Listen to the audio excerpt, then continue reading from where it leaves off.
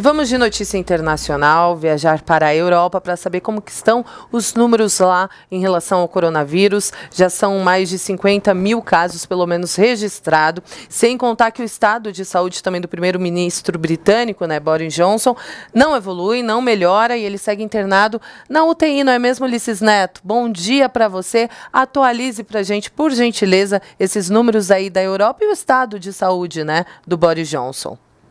Olá, Kalina, bom dia a todos que nos acompanham. Aqui em Londres, 10 horas mais 40 minutos. Antes da gente falar um pouco sobre o Reino Unido, a Espanha divulgou agora há pouco os seus dados, como faz, né, todas as manhãs.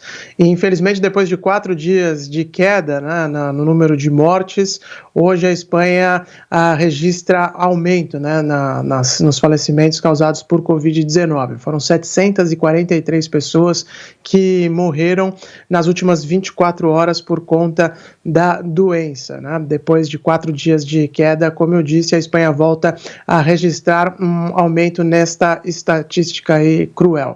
Já são 13.798 pessoas que tiveram suas mortes causadas por Covid-19, mais de 140 mil contágios e também 43 mil pessoas que foram curadas da doença lá no território espanhol. Inclusive, as autoridades do país afirmam que, na verdade, toda terça-feira os números costumam crescer porque as notificações do final de semana chegam na segunda-feira, os dados são compilados e aí são divulgados na terça-feira, mas ainda assim não deixa de ser um registro ruim, considerando aí a tendência de queda que vinha ocorrendo no território espanhol.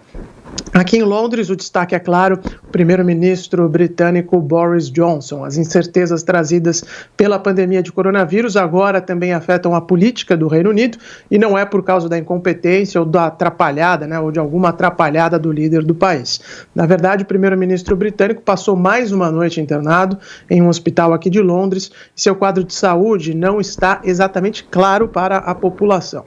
Até ontem de manhã, os integrantes do governo afirmavam que Johnson estava passando por uma internação rápida e seguia no comando, né, do governo. À noite, no entanto, foi noticiado que o líder conservador tinha piorado e que por isso acabou sendo levado para a UTI do St. Thomas Hospital.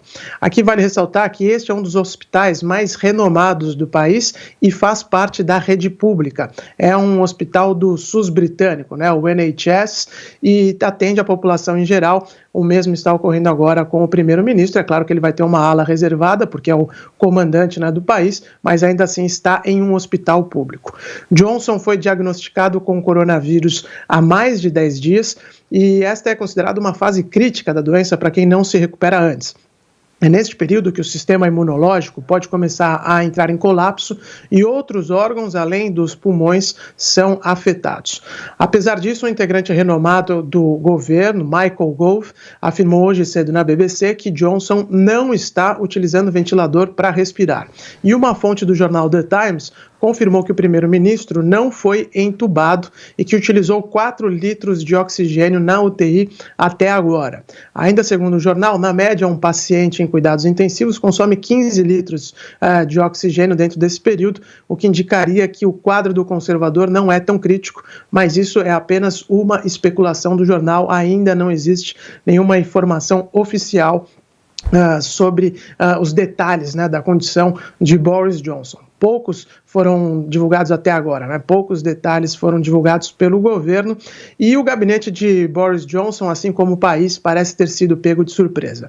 Aqui no Reino Unido não existe o cargo formal, né, de vice-primeiro-ministro, mas o posto é ocupado na prática pelo secretário do Exterior.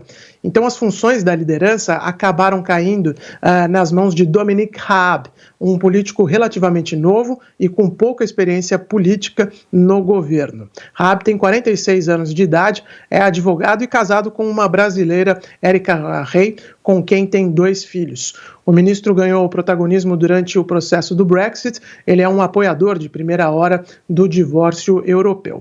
Ontem, em sua primeira entrevista coletiva, desde que assumiu na prática, né, o comando do país, Raab demonstrou certo nervosismo e também insegurança, mas algo compreensível dado a peculiaridade do momento, que mais uma vez parece ter pegado todos de surpresa.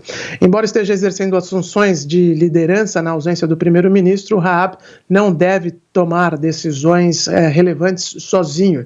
Temas como segurança nacional, coordenação das ações de combate ao coronavírus e, sobretudo, as medidas de distanciamento social devem ser debatidos em conjunto com outros integrantes do gabinete conservador. Até agora, ninguém sabe quanto tempo Boris Johnson vai se ausentar do número 10 de Downing Street, mas dada a gravidade da situação, de modo geral, esta é mais uma fonte de ansiedade para o povo britânico. Kalina.